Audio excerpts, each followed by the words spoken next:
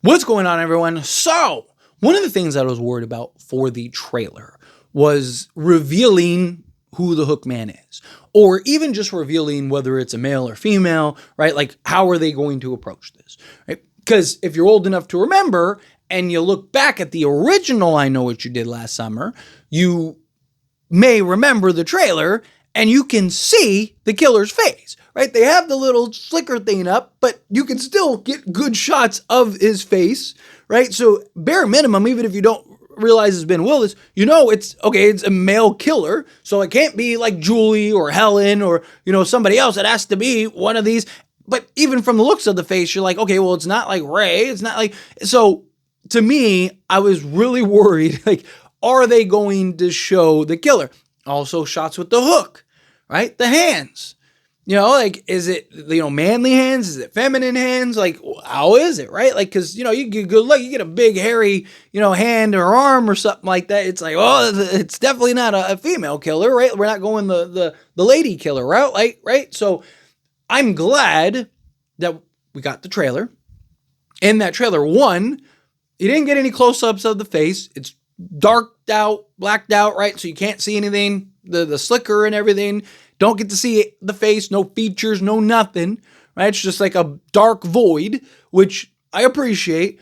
But also, the killer's wearing gloves, right? At least in the shots we got for that. Will they wear a glove the entire film? That I don't know. I hope so. So it really is a mystery at the end. But I really appreciate that they did that. I really appreciate that they didn't give us any kind of details or clues as to who the killer are. Like, yeah, sure, could you maybe, analyze the stature of the body or whatever and deduce whether it's a man or a woman? Sure. But also we've seen throughout horror franchises that, like, that doesn't tell you anything, right? Like, like Scream is a great example. Like, Ghostface is like 6'7", 280, and then the killer is revealed. The killer's like 5'5", 120 pounds, right? Like, right? So, and same thing with the Hookman and all that stuff, right? Like, that can be deceiving, right? But if you get a good shot of the face or, like I said, the hands and the arms or whatever, you kind of go like, okay, well, now we know. Now we know at least we can kind of like eliminate half the group of characters here, right? So I'm glad and appreciate they did that because, like, one of the biggest things that I've talked about leading into this film is the mystery surrounding the killer, the mystery element. Now, if you're, again, old enough to remember the original, you knew what the premise was from the beginning. Now, obviously, I'm not like it. Obviously, we all know now what the premise is, but I'm talking about, like, if you were old enough to live through, like, the promotional stuff, right? Like, they told you what the film was about, right? Like, that's why I thought, like, the whole, like, misdirection where they were trying to make Ray, or blanking on the guy's name, but the guy from Big Bang Theory, like, maybe it was him, right? It was like, we all know what the deal is here, right? Because they were very, like, forthcoming about that, right? And so it's like, okay, group of teens run, kill somebody. They're not dead. They're alive. Come back for revenge. Bodies start dropping. Boom. Right? That was essentially the premise.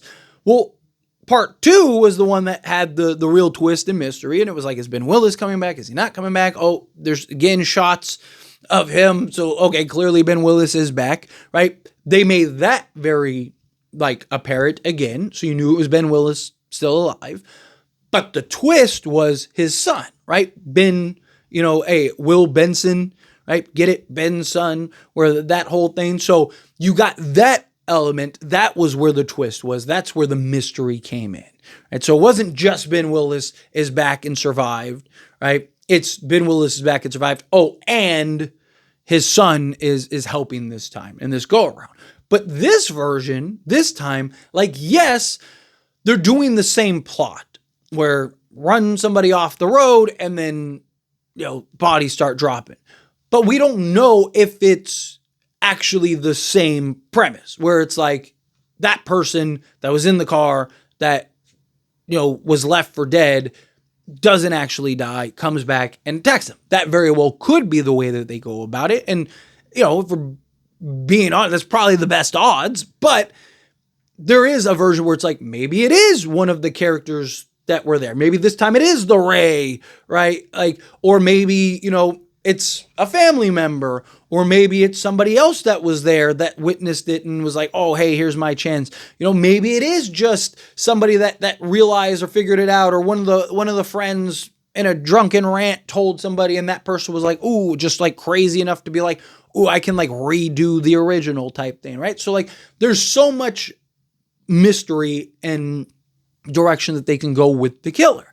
And even from a, male to female perspective, and how do they want to do? They want a man to be the killer? Do they want a woman to be the killer? Right? How are they going to approach this? Right? So I like and really wanted to leave that mystery. I really wanted to leave the like, hey, we have no idea who the killer is this go around. Right? Like, so don't ruin that. Don't spoil that for everybody. Don't put us in a position to where now it's like, man, like you just ruined essentially half the film, or, at least, give us the ability to essentially eliminate half the cast, right? Or a large majority of the cast. Now, sure, if you have the killer and like, say you saw that it was a guy, right? Like, could there be multiple? Sure.